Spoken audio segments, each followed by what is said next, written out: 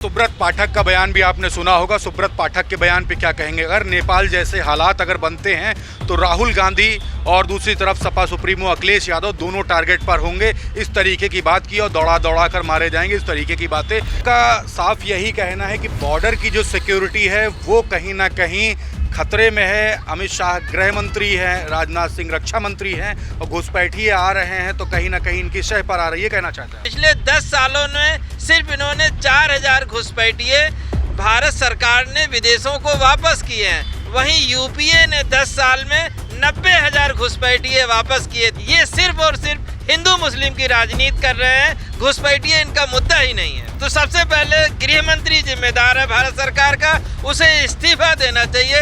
रक्षा मंत्री जिम्मेदार है भारत सरकार का, उसे इस्तीफा देना चाहिए। बार बार सुप्रीम कोर्ट से फटकार पाने के बावजूद चुनाव आयोग ईमानदारी से काम नहीं कर रहा है।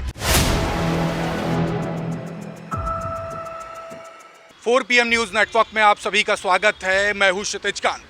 बीते दिन अमित शाह की रैली से एक वीडियो वायरल होती है जिसमें अमित शाह कहते हैं कि राहुल गांधी बिहार क्यों आए थे। सामने से जनता का रिप्लाई आता है कि वोट चोरी के मुद्दे पर, तो अमित शाह कहीं ना कहीं खिसिया कर बोलते वोट चोरी नहीं, और उसके बाद पूरा एंगल चेंज करके बांग्लादेशियों पर ले जाते हैं और बांग्लादेशियों को घुसपैठिया बताकर वोट देने के अधिकार की बात करते हो। तमाम सारी बातें होती हैं और दूसरी तरफ आप देख रहे हैं सुब्रत पाठक का बयान आता है जिसमें वो कहते हैं कि अगर नेपाल जैसी स्थिति अगर बनती है तो सबसे पहले राहुल गांधी का घर और अखिलेश यादव का घर जलाया जाएगा और तमाम सारी बातें कह जाते हैं। हमारे साथ बात करने के लिए समाजवादी पार्टी के प्रवक्ता आजम खान हैं, हम बात करेंगे। अमित शाह का बयान तो काफ़ी आपने देखा होगा, रैली से वीडियो वायरल हो जाती है और वोट चोरी का रिप्लाई जनता की तरफ से आता है। क्या देखते हैं इस पर, क्या कहेंगे? देखिए, जनता जानती है ना कि अमित शाह झूठ बोल रहे हैं। जो SIR बिहार में हुआ उसमें एक भी घुसपैठिए चुनाव आयोग ने नहीं बताया कि एक भी मतदाता का नाम घुसपैठिए होने की वजह से काटा जा रहा है। इसका मतलब गृह मंत्री खुद अपने ऊपर सवाल उठा रहे हैं जब उन्हें मालूम है कि वो जितनी सीमाएं हैं वो उनके कंट्रोल में हैं, तो घुसपैठिए आ कहां से रहा है। इसलिए इस तरह की बात पे जनता ने उन्हें खुद जवाब दे दिया। एक भी घुसपैठिया आया नहीं चुनाव आयोग के हिसाब से।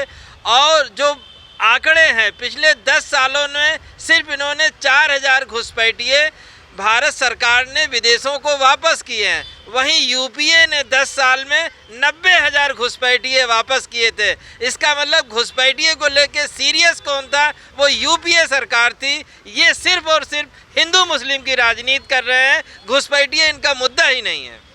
मतलब आपका साफ यही कहना है कि बॉर्डर की जो सिक्योरिटी है वो कहीं ना कहीं खतरे में है। अमित शाह गृह मंत्री हैं, राजनाथ सिंह रक्षा मंत्री हैं और घुसपैठिए आ रहे हैं तो कहीं ना कहीं इनकी शह पर आ रही है, कहना चाहते हैं? बिल्कुल, इनको इस्तीफा दे देना चाहिए। अगर घुसपैठिए आ रहे हैं तो सबसे पहले गृह मंत्री जिम्मेदार है भारत सरकार का, उसे इस्तीफा देना चाहिए। रक्षा मंत्री जिम्मेदार है भारत सरकार का, उसे इस्तीफा देना चाहिए। लेकिन इन्हें घुसपैठियों से लेना देना नहीं है। इन्हें सिर्फ और सिर्फ भारत की दूसरी बड़ी आबादी मुसलमानों पे कमेंट करना है।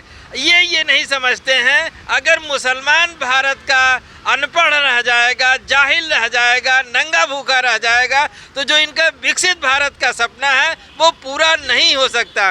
बिना मुसलमान के भारत विकसित नहीं हो सकता है। बिना मुसलमान के भारत अमन और चैन से नहीं रह सकता। एक सवाल और है, सुप्रीम कोर्ट का डिसीज़न भी आता है जो तमाम जो वोट काटे गए थे उसको लेकर के फॉर्म नंबर 12 उसको वैलिड कर दिया गया है और उसके अलावा आधार कार्ड को भी वैलिड कर दिया गया है।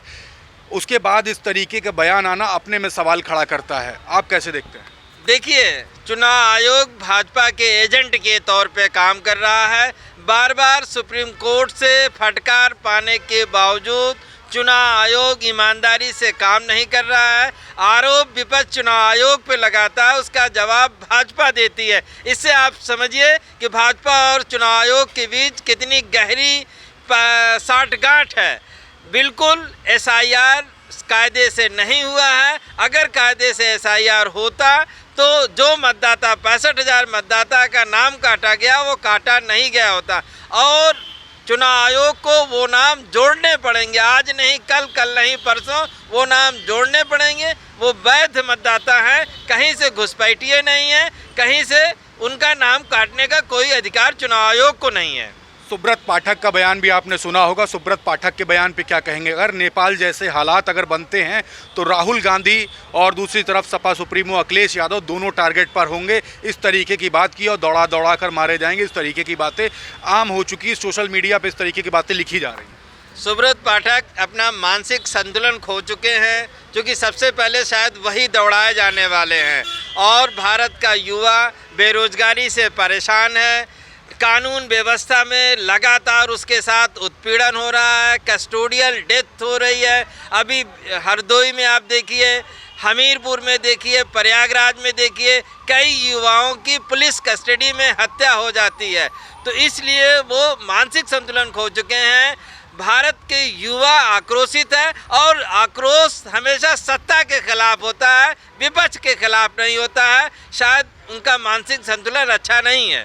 मतलब आप मान रहे नेपाल जैसे हालात अपने देश में भी बन रहे हैं, इस तरीके की आप कहना चाहते हैं? देखिए, युवा बिल्कुल आक्रोशित है और अंदर से बिल्कुल भयावह है, डरा हुआ है।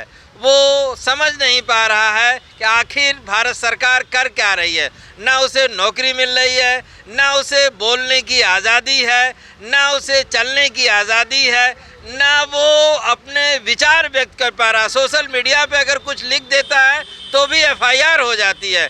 इस तरह के प्रतिबंध से कहीं न कहीं लोग आक्रोशित हैं और उनके अंदर कहीं न कहीं ये भावना आ रही है कि हो न हो एक दिन उन्हें भी इस तरह के कदम उठाने पड़े। एक सवाल और है, एसआईआर जहां पर बिहार में एक तरफ हो रहा था जिसमें 12वें दस्तावेज के तौर पर आधार कार्ड को वैलिड कर दिया गया, अब उत्तर प्रदेश में भी होने जा रहा है।